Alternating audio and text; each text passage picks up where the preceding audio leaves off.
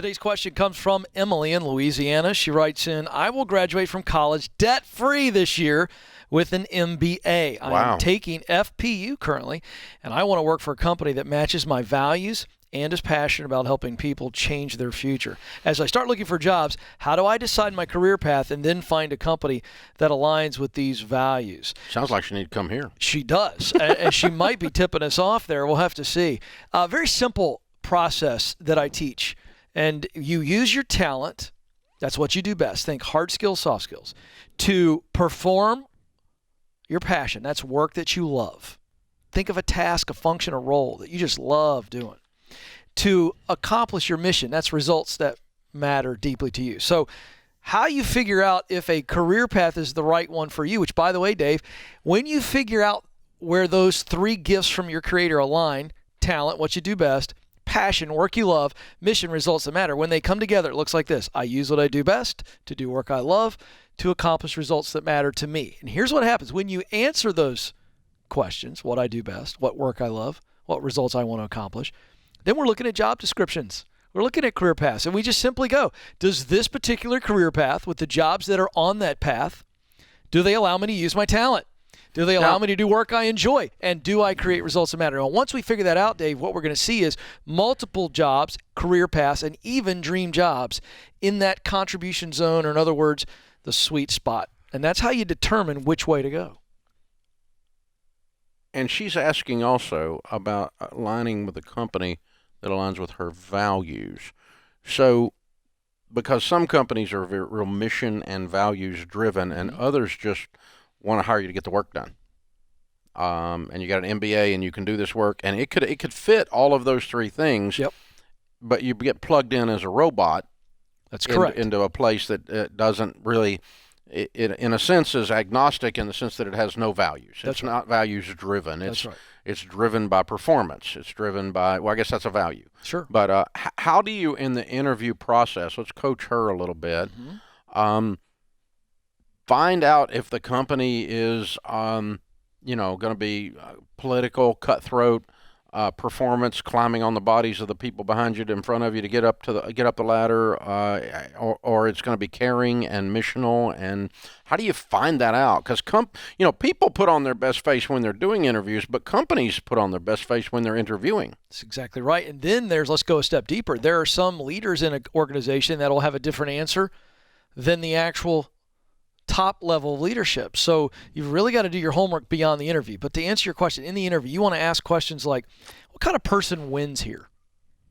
That's an open-ended question a lot of hiring managers don't get asked. So they're going to be one of two responses there. If they're and they're stumbling all over themselves, that means they actually haven't thought it out. That should be a warning sign. I wouldn't call it a red flag, but a yellow flag. If they answer in a way that is just very flat and it just sounds like corporate jargon, that's a red flag. And if they say some things that make you go, whoa, that doesn't sound like the kind of person that I am. So you're asking an open-ended question of what kind of person wins here? How do the company values show up in the workplace every day? That's another open-ended question. If they've thought about it, like at Ramsey Solutions, if a hiring manager here can't answer that question, well, they've been on medication and it's not a normal day for them. We know. We can say, here's how the Ramsey Solutions values enter into the hallway, into meetings, at live events, when we're talking on customer care. So you need to ask questions like that, and the answers themselves, the quality of the answer, the lack of an answer, is going to reveal a lot to you. Now, back to that, the three-part indicator that I laid out for folks. When you know what results you want to create, and you say, okay, I think this company does this. I want to add to that other part, though, before you do that. Okay. I think you can smell the air in a place. Oh, you can. I mean, if they were walking around like a bunch of Stepford children, all button up, corporate crap, then you kind of got an, or if they're sloppy, and they're not on time, they're just like they all just were smoking pot at the break, or whatever. Well, if it's that obvious. Do you feel kindness in the air, happiness in the air? Do you see people when they're walking? Are they walking really slow, like somebody just whipped them and they got no hope, or are they walking a little too fast?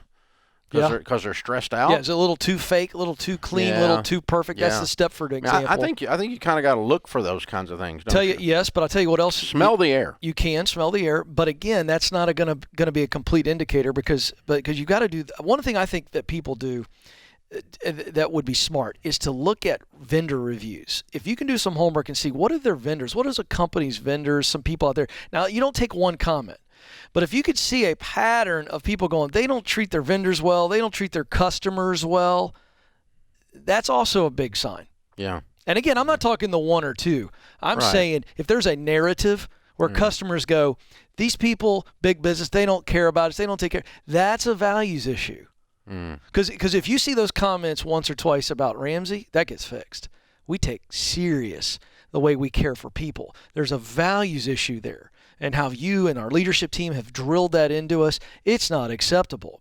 And I think that there's another way to get away from the disgruntled employees. If you make a mistake, I want to caution something. Don't go to Glassdoor and Facebook to get a review on a company. Well, the problem, because that's usually disgruntled people. Well, and it's not only that. It's you don't even know if it's real because it's anonymous.